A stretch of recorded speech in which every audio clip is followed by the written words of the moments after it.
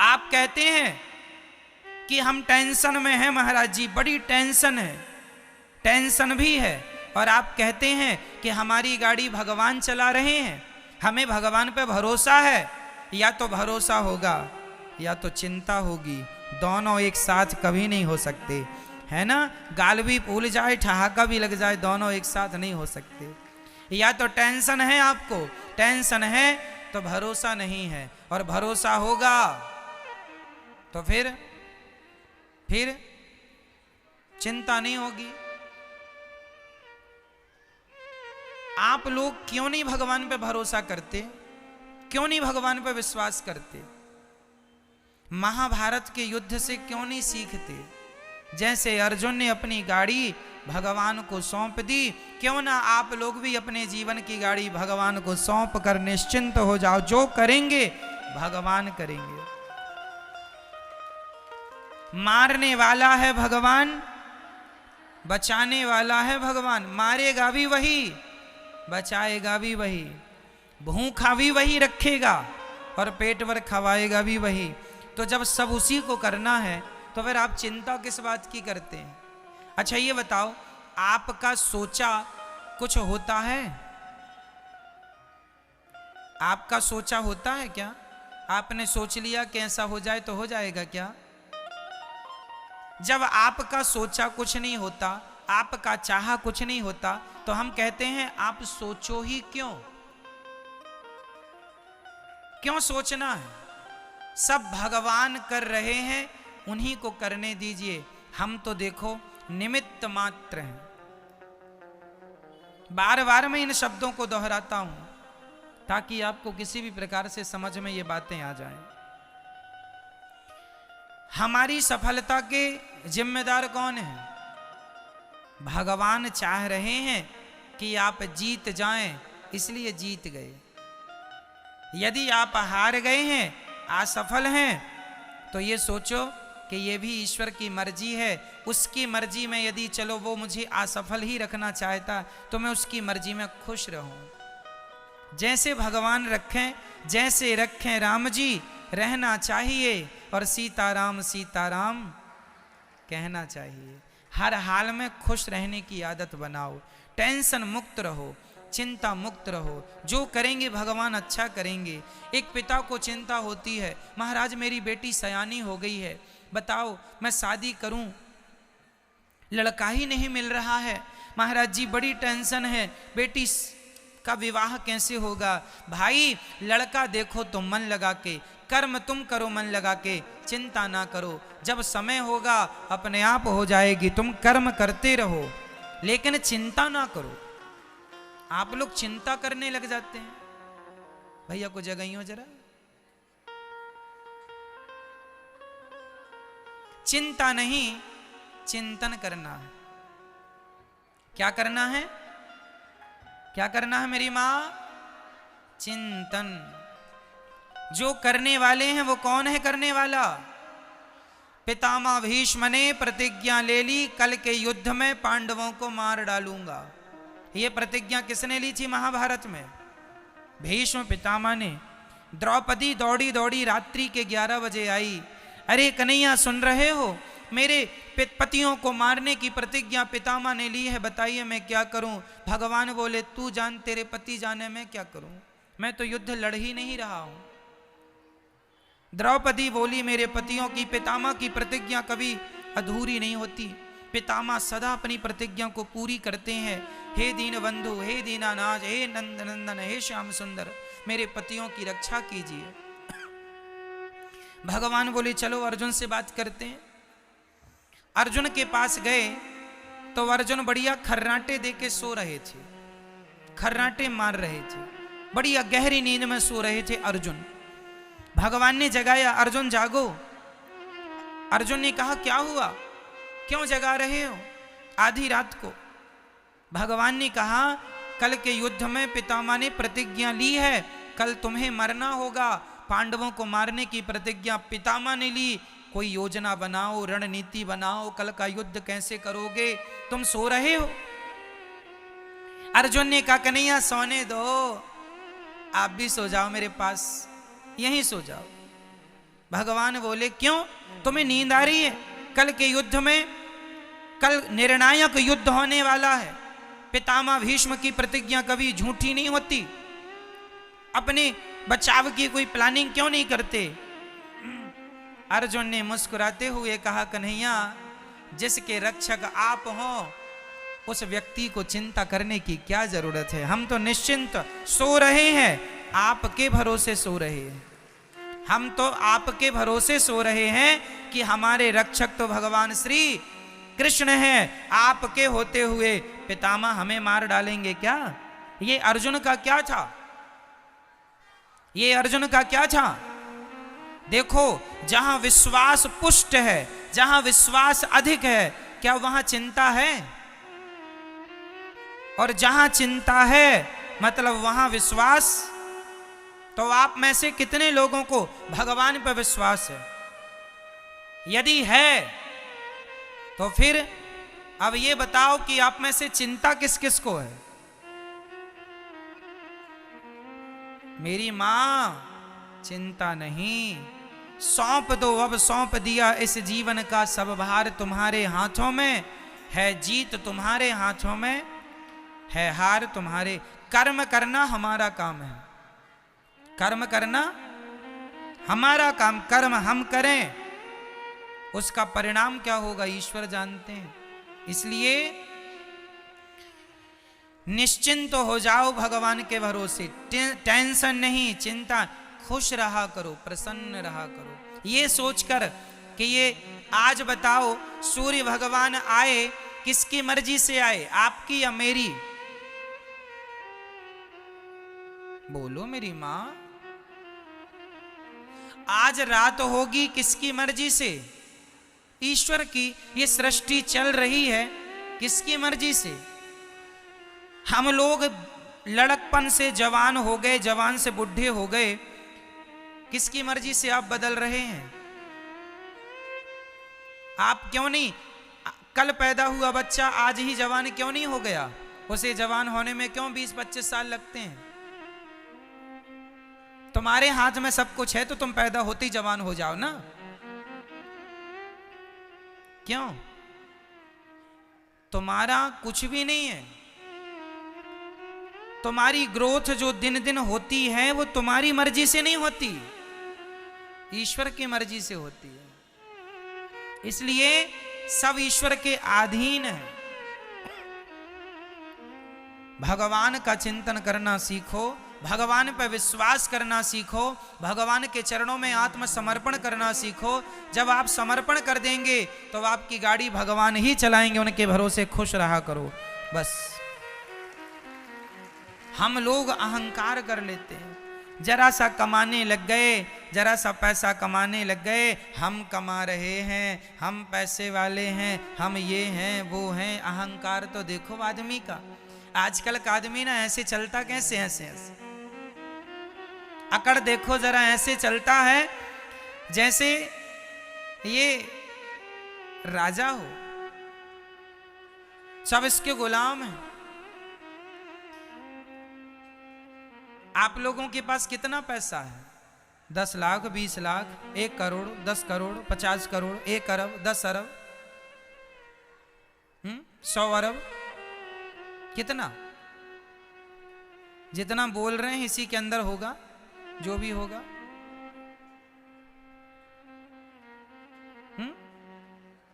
मेरी मां,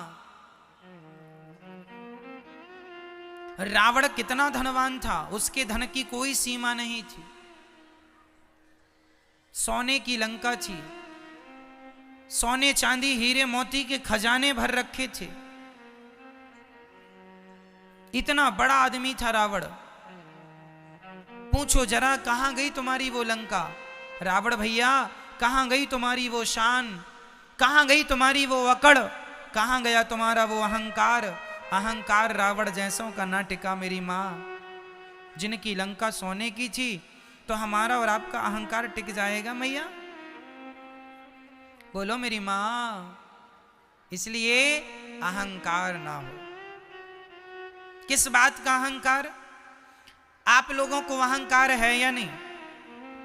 नहीं। मैं बताता हूं आपको अहंकार किस बात का है। ये बेटा मेरा है, मैं इसकी मां हूं, ये भी अहंकार ही है। मैं इसका पिता हूं, ये भी अहंकार ही है। ये घर मेरा है, ये भी अहंकार ही है। मैंने तुम्हें रोटी दी, ये भी अहंकार ही है। मैं ना होता तो तुम मर जाते, ये भी अहंकार ही है। इसलिए इन शब्दों का प्रयोग कभी नहीं करना चाहिए। जो बेटा आपका है, बेटी है, पति है, पत्नी है, घर है, गाड़ी है, पैसा है, ये मेरा है ऐसा ना कहा करो। ये सब कुछ भगवान का है। ईश्वर ने हमें केवल जिम्मेदारी दी है संभालने की, हम संभाल रहे हैं बस। हम मैनेजर हैं, मालिक नहीं हैं। आप किसी बच्चे की मां नहीं हो। ये जो आपका बेटा है, ये आपका बेटा है ना मेरी मां। आप कहती हो ये बेटा मेरा है, तुम केवल इसलिए तो कहती हो मेरा बेटा क्योंकि तुमने 9 महीने गर्भ में रखा है। 9 महीने गर्भ में रखने से आपने कह दिया ये बेटा मेरा है। लेकिन जिस परमात्मा ने तुम्हारे बच्चे को आंखें दी हैं, आंखों की कीमत जानते हो बाजार में कितनी होगी? आंखों के इलाज में करोड़ों रुपए लग जाते हैं। जिनके इलाज में करोड़ों लग रहे हैं उन आंखों की कीमत क्या होगी? ये अनमोल रतन है।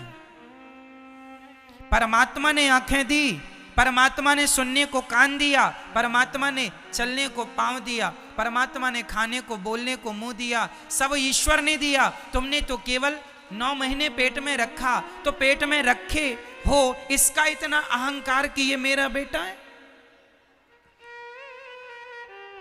तुम्हारा बेटा पैदा होए तुरंत भगवान को सौंप दो, हे नाथ ये आपकी संपत्ति है, आपको सौंप रही हूं, ये आपका है, आप जानो, आपका काम जाने। हाँ, मैं यदि आपने मुझे मां बनाया है तो मैं इसको मां बन करके इसकी जिम्मेदारी पूरी करूंगी। इसे नहलाना, धुलाना, खिलाना, पिलाना, संस्कार देना, खड़ा करना, ये मेरी जिम्मेदारी है। जिम्मेदारी निभाओ। ये ना हो कि ये मेरा है, ना, ये सब भगवान का है। बेटी तुम्हारी नहीं, बेटा तुम्हारा नहीं, सब किसका है? सब पर किसका अधिकार है? तुम्हारा था तो छोड़ के चला गया, रोक लेते ना तुम्हारा था तो। इसका मतलब तुम्हारा तो था ही नहीं। तुमने तो झूठा अहंकार बना लिया ये मेरा है। यही बात अपने पिता को, मतलब हर बाप को याद रखनी चाहिए। कोई तुम्हारा नहीं है। जिस घर में आप रहते हो वो घर आपका नहीं। भाव ये बना के चलो कि वो घर भगवान का है। संपत्ति सब रघुपति के यहाँ, सब भगवान का है। तो फिर हम कौन हैं? हम तो भगवान के घर में किराएदार हैं, हम ईश्वर के किराएदार हैं। ये भावनाएं बन जाएं तो आप अपने घर में नहीं, आप स्वर्ग में रहेंगे, ऐसा आपको लगने लगेगा। हमारा घर स्वर्ग है। भगवत भाव से रहना सीखो तो सही।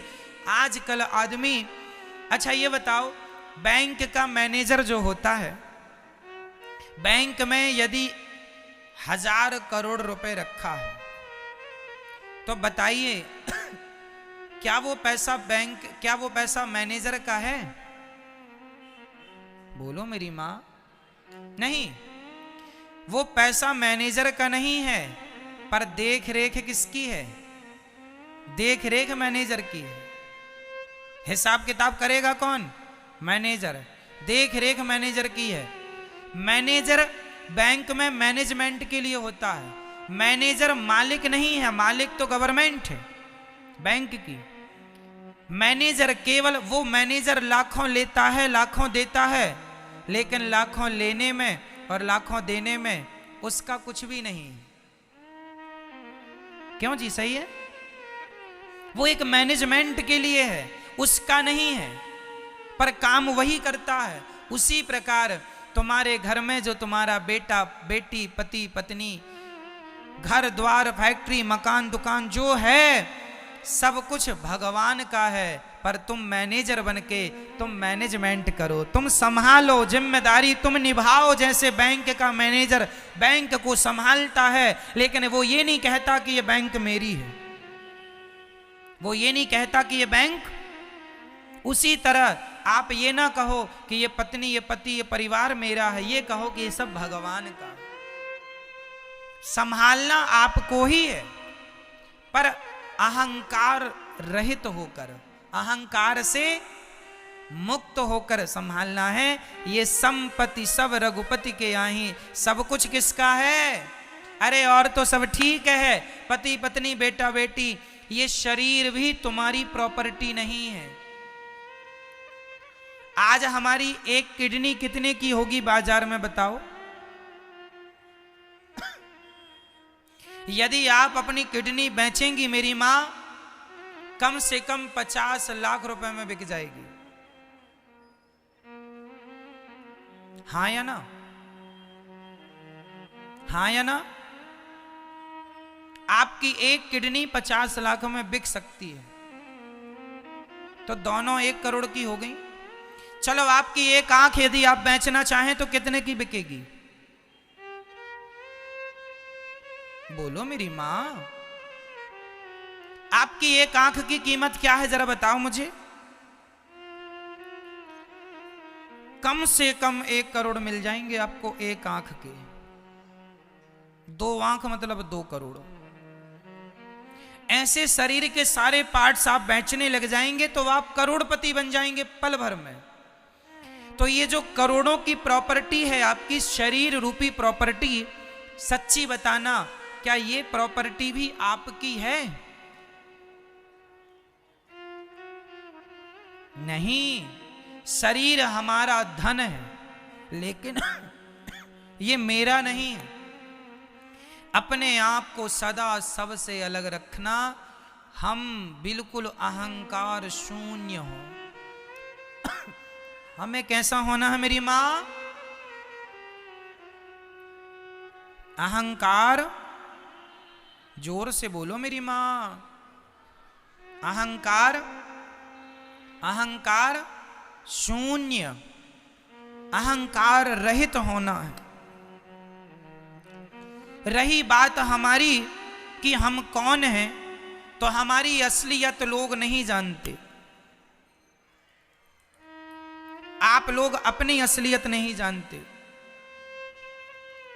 आपको पता है आपकी असली औकात क्या है?